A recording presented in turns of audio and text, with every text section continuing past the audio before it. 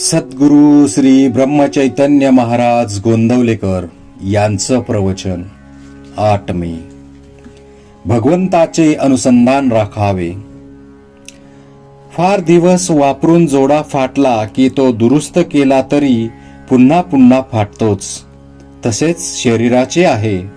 शरीर जीर्ण झाल्यावर त्याला काही ना काहीतरी होतच राहते. दुरुस्त केलेल्या जोड्यातला एखादा खिळा जर पायाला टोचू लागला तर मात्र त्याला जपावे लागते. तसे आजारपणामुळे मनाला टोचणी लागली तर जपावे आणि त्याचा मनावर परिणाम होऊ देऊ नये. आपल्या आजाराचा, म्हातारपणाचा आपण फायदा करून घ्यावा. एखादी शहाणी सुगरणबाई ज्याप्रमाणे कोंड्याचा मांडा करते त्याप्रमाणे आपण आपल्या दुखण्यांमधून भगवंताचे अनुसंधान टिकवायला शिकले पाहिजे. अनुसंधानात असले की प्रपंचात मजा आहे. अडचणी आणि संकटे यांची सुद्धा मजा वाटेल. पोहायला येणाऱ्या एखाद्याला नुसते सरळ पोहायला सांगितले तर आवडणार नाही. तो उड्या मारेल, बुड्या मारेल, वाकडा तिकडा पोहेल.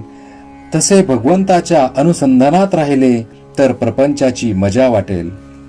कोणतीही गोष्ट एकदा ओळखली की मग तिची नाही भीती वाटत. विषय जोवर ओळखले नाहीत तोवरच ते आपल्याला त्रास देतात. याकरिता ज्या ज्या गोष्टी होत असतात त्या त्या भगवंताच्या इच्छेनेच होत आहेत ही जाणीव ठेवून वृत्ती आवरण्याचा प्रयत्न करावा. परमार्थाच्या आड आपले आपणच येत असतो. आपली वृत्ती जिथे जिथे वावरते तिथे तिथे भगवंताची वस्ती असते. म्हणून वृत्ती जरी कोणतीही उठली तरी तिथे भगवंताची आठवण केली तर ती चटकन मावळते. आपण नेहमी आपल्या उपास्य देवतेचे स्मरण करीत असावे.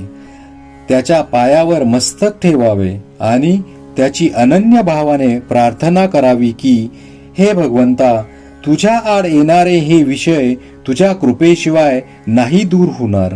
आजवर जगाचा मी अनुभव पाहून घेतला. तुझ्या प्राप्तीशिवाय कशातही सुख नाही असे भासू लागले तरी वृत्ती आड आल्याशिवाय राहत नाही.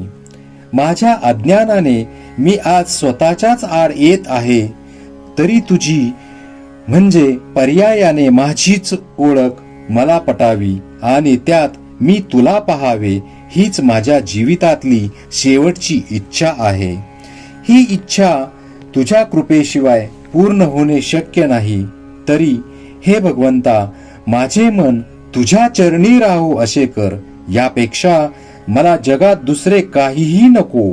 आता मी तुझा झालो. यापुढे जे काही होईल ती तुझीच इच्छा मानून मी राहीन आणि तुझे नाम घेण्याचा आटोकाट प्रयत्न करीन. तू मला आपला म्हण. वृत्ती स्थिर झाली की त्याच्या मागोमाग समाधान येतेच. श्रीराम जय राम, जय जय राम.